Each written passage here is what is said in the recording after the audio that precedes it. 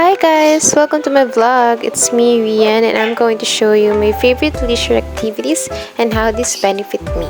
Keep on watching! My first leisure activity is playing with my dogs. So, routine ko na siya as in everyday, maya't maya, simula pagkagising, bago umalis, at hanggang pag-uwi. So, sila na talaga yung una kong nakakausap na babate. And yung benefits po nito sa akin ay nakakapag-reduce po siya ng stress. So, pag nakakalaro ko po yung mga aso ko, nakakalimutan ko po yung problema ko.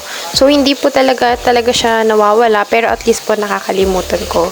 And second is nakakapag-improve siya ng mental health since ka po nakapag-reduce siya ng stress at problema ko po sa buhay. Bonding attachment. So, hindi lang po sa aso ko yung attachment, kundi din po sa family ko. Once po na nakipag-play po kasi ako, usually po yung mami ko, yung kapatid ko is nakikisama na rin po. My second favorite leisure activities is cleaning po. So, routine ko na po to as in everyday and favorite talagang leisure activity ko siya. Kasi po, simula pagkagising ko hanggang pag-uwi po galing sa eskwela or saan man po ako pumunta, pag-uwi ko po talaga ay naglilinis ako. Yung benefits po nito sa akin ay it reduces allergens and asthma triggers. So, lahat po kami dito sa bahay talaga is merong asthma po talaga and nakakapagpa-trigger po talaga sa amin yung mga dust, yan, yung mga balahibo po ng aso. So, talagang everyday talaga kailangan po maglilinis. Kasi it improves my mood po.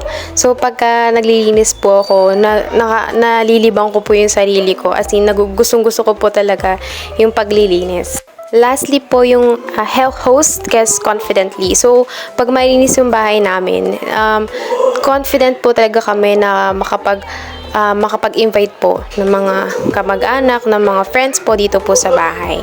And hindi po kami nahiya since nga po nagiginis kami, malinis yung bahay. Next po, my third favorite leisure activity is using my phone po. So, as in po everyday, ginagawa ko na po siya hanggang pagkagising, maghapon po, lalo na po pagka hindi naglinis or nakikipaglaro po sa aso. So, ang benefits po nito sa akin is convenience, lalo na po sa pag-aaral ko. Pagka online po or wala pong pasok or may mga assignments po, ginagamit ko po yung phone ko for educational purposes. And entertainment po, mahilig po ako sa mga mobile games, mga tulad po ng Mobile Legends, mga offline games din po. So, ginagamit ko po talaga siya para mas lalo po ako malibang. And lastly nga po yung education, nabanggit ko po kanina na convenience nga po siya sa akin, lalo na po sa pag-aaral ko and sa lahat po ng bagay. As in po, pagka mag-chat po ako sa magulang ko, kung anong oras po ako uuwi, kung nasaan po ako. So, tatawag na lang po ako or mag-chat na lang po ako sa kanila. And of course din po, yung pagka malalayo po, yung mga kamag-anak, yung mga friends po, napaka-convenience po nun kasi hindi mo na sila need puntahan. Meron ka ng phone para po i-chat po sila or tawagan po. And para po sa akin, isa rin po to sa important po na talagang hindi mawawala po sa bag ko kasi talagang kailangan ko po talaga siya, lalo na po pagka nasa malayong lugar po ako kasi yun lang po talaga yung meron ako, lalo na po tulad ko po hindi po ako magaling sa mga directions, so ginagamit ko po yung phone ko, ginagamit ko po yung Google Map para tumingin doon, so need ko po talaga. Lastly, my favorite leisure activities po, Christmas and New Year celebration. And favorite ko po to kasi ito lang po yung araw na talaga pong nagkakasama-sama po kaming lahat ng family ko. Nakakapag-bonding po kami and nakakapag-play po kami sa isa't isa. And minsan lang po yun mangyari, kaya Christmas and New Year po talaga ang pinaka-important day po para sa akin.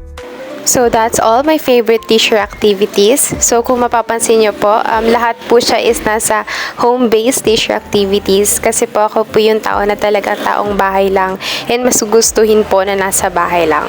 So, syempre po, hindi naman tayo always lagi dapat nasa bahay. Kailangan din po natin ang lumabas. So, nalabas din naman po ako pero hindi po talaga yung sobrang dalang. I mean, sobrang lagi. Talagang minsan lang po talaga or pag niyayaya po ako. And syempre po, yung sinabi ko nga po na kailangan din nating lumabas para makipag-socialize or communicate din po sa iba. And of course din po, tumingin sa nature natin and sa environment din po natin. Kasi kailangan din po natin maging aware kung ano po ang nangyayari sa labas ng bahay po. And for me po, wala naman pong masama kung lagi ka pong nasa bahay or sinasabi nila na baka hindi na nakipag-socialize, communicate. So, I think may mga tao po talagang ganun na talagang nahihiya and talagang binibuild up pa po nila yung sarili nila sa bahay. And I think dun sila mas komportable. And for me po, if that makes you happy, dun ka po, yun po yung gawin mo kasi dun ka masaya. So, that's all guys. Thank you for watching!